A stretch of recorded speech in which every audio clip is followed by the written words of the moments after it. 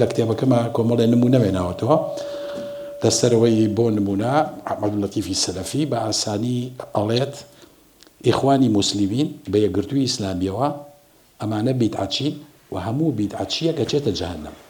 ڕێکخراوی ڕۆژمیرانی کورد بە هاوکاری یانەی کتێب لە لەندەن دوو کۆڕی بۆ گفتوگۆ و ناساندنی هەردوو کتێبی بەهەشتی ئیجباری و فکری ڕادیکاڵی دکتۆر مەریوان وریاقانە لە شارەکانی لەندەن و بیرمینگام ڕێخست.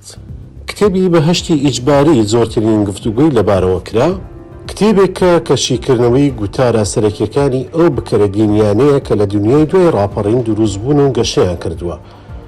لە ڕووی تیۆریەوە کتێبەکە لەسەر جیاکردنەوەی چەمکی دین لە چەمکی دینداری کار دەکات، لە بەشدا بەگەڕانەوە بۆ فکری عەبدولکەریم سروشی ئێرانی و عەبدولجەواد یاسینی میسری.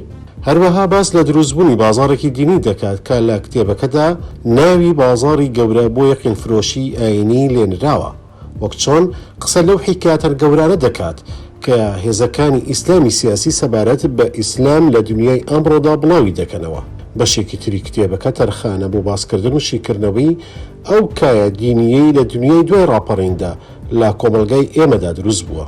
کایەک لە کتێبەکەدا ناوی کایەیەکی دینی ئاوساوی لێنراوە بە بەراورد بە کایی دینی لە ناوچەکەدا.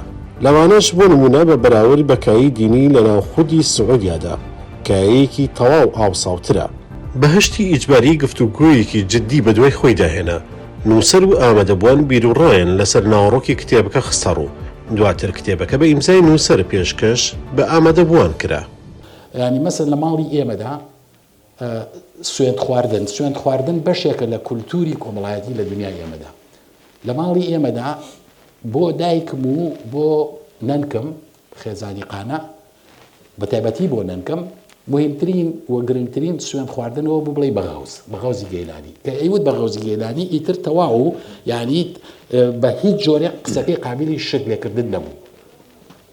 بەس بۆ ئێمە لە مناڵیەوە باوکم کە گەورە ببینەوە بۆ ئێمە قەبری قانع گۆڕی قانە کە ئەیوت باوکم کە ئەیوت بە گۆڕی قانە نابێت ناکرا یعنی نییە خۆی سوێن ئەبێت تێبگەی سوێن چییە سوێن بۆچی سوێنە خۆیت. بەس من تەبەنەوە بۆ باسێک منم جارە لە سلێمانی لەگەڵ دۆستێکمە بە سیارە چوبین بۆ شارباژێر لە بەنزیخانەیەک سیارەکەی پڕکرد لە بەنزین من وتم پارەکەی ئێدەم وتی ناخێتەوە پارەکەی ناکوتم بەغەوزی گەیلانی منەیەم. کابرای بەنزیخانەکەی جۆ لێ وتی کاکەەوە بۆ بەغەوز سوێنە خۆی. وتم وەڵایی نازانم مەزایی نییە بەڵام یعنی بۆچی چییە کاکە غەوز چییە غەوز خۆی چییە ینی بێ بەخوا سوێن بخۆی. وتم کاکە ئازانی سوێن ئەزانی چییە تۆ سوێن بۆ خۆی سوێن بۆ خۆی بۆی بڵێ من درۆ ناکەم ینی لە پشتی سوێن خواردنەوە ئەوەیە بڵێ من ئەمەی ئێڵێم ڕاستە درۆ ناکەم و ناتخەڵەتێنم و ئەوەی پێت ئەڵێم ڕاستە. ئیتر ئەمە سوێن بە گۆڕی کەسێکە خۆی سوێن بە باڵندەیەکە خۆی سوێن بە درەختێکە خۆی سوێن بە هەرچیچێکە خۆی فکرەکەی پشتی ئەمەیە ئەزانی. بەڵام ئەوەی کە تۆ من سوێن بە غەوز بخۆم تۆ بڵێ وڵا کافریە زانی نیە مشریکی هیچ بۆ خواردوسک. ئەم فۆرمانە لە دینداری و ئەم فۆرمە لە شێوازی بەکارهێنانی زمانی دین لە وڵاتی ئێمەدا کێشەی زۆر گەورەمان بوو.